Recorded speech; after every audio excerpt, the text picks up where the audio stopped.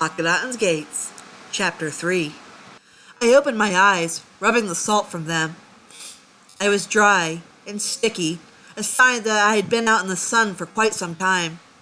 A woman rushed to me, wearing funny clothing. She threw a garment about me, for some reason rather disturbed by my nakedness, and she quickly scooped me up. She was a rather slim woman. Her hair was frizzy and brown, worn back in a ponytail that looked like a big ball of brown cotton. Behind her, a man was leaning curiously over her. He was dressed similar to her. These were obviously not Egyptians. Where were their kilts? And why were their skins so light? These were foreigners. At further examination, I realized that I wasn't even in the Delta anymore. Had the river carried me out of Egypt to the Greek or Middle Eastern lands? "She's alive!" the woman cheered with obvious relief. "Sweetie," she called to me gently. "Are you all right? What's your name?" I rubbed my head, wanting to answer her like a proper little girl. But I couldn't seem to remember my name. There were several things that I had forgotten. And the things I could remember, they were just blurs. It almost suggested that the life I had once known was a complete dream, and I was left in an amnesiac state, forgetting the life that would have been in this place. "Darla, maybe we shouldn't be so hasty as to move her," the man, presumably named Bernard, said. "We should call the paramedics. Someone sure was sick to leave a child out here like this. Who knows what sort of things could have been done to her?" "We should call someone," Darla replied with a nod. "But I'm not about to just leave her here in the sun." She gave me a canteen of water. I drank it rather quickly, feeling like I was being mummified alive. It was rather cool and refreshing. It didn't taste like how I remembered water tasting. Let's at least get her into some shade. The building that I was later taken to was like nothing I had ever seen before.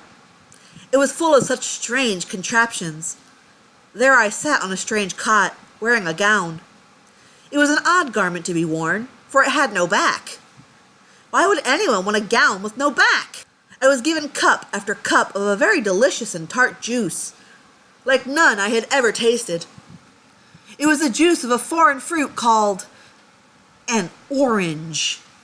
Yet another glass I was able to drink down, licking my lips at the strange tart and sweetness.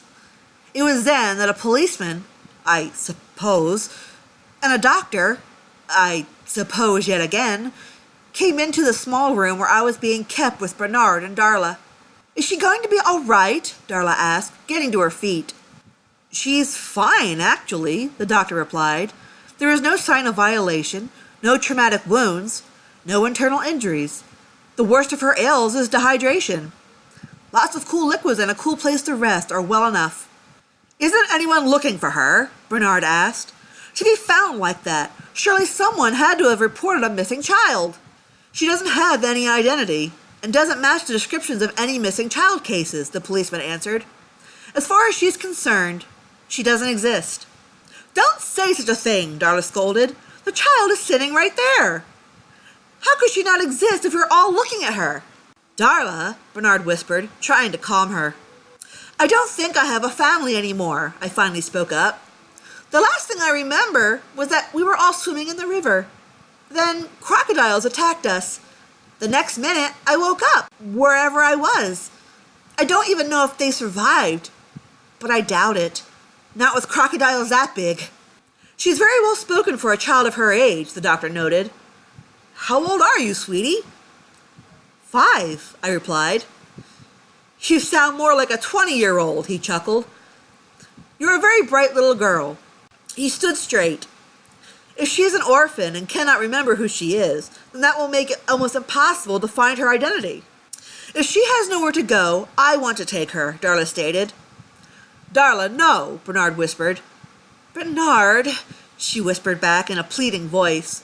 "You know we've been trying to have children, and Molly was our miracle babe before she left us."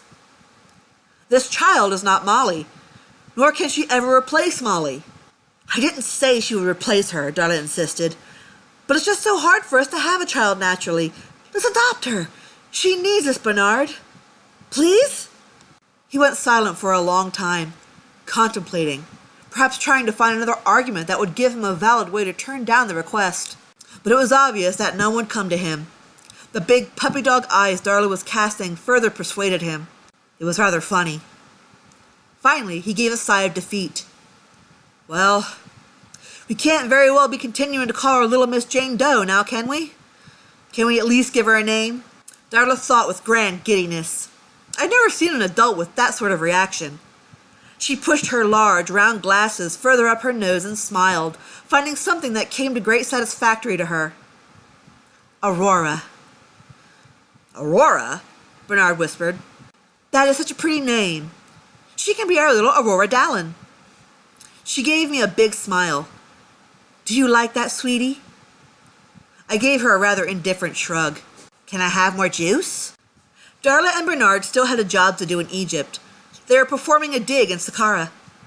So after buying me some clothes and supplies, they took me back to the site to meet their team.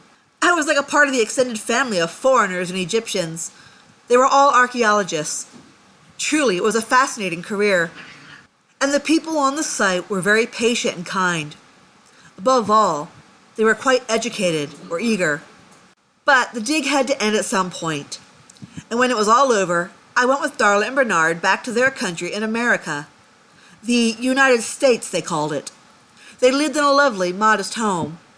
It wasn't like the homes I vaguely remembered. The luxuries were so comfortable and less flashy. It was no effort at all to make myself at home. The room I was to inhabit was full of toys, bright colors, and stuffed animals. This was truly a welcoming environment, and I felt no nervousness here. I had always been a pretty pushy and stubborn child, so I suppose it was in my favor. Had I been a more timid individual, this could have proven a rather stressful move. This was it. This was the life that had opened up to me. From here on out, I was the daughter of these Egyptologists, vaguely remembering what life I had up until then as a dream.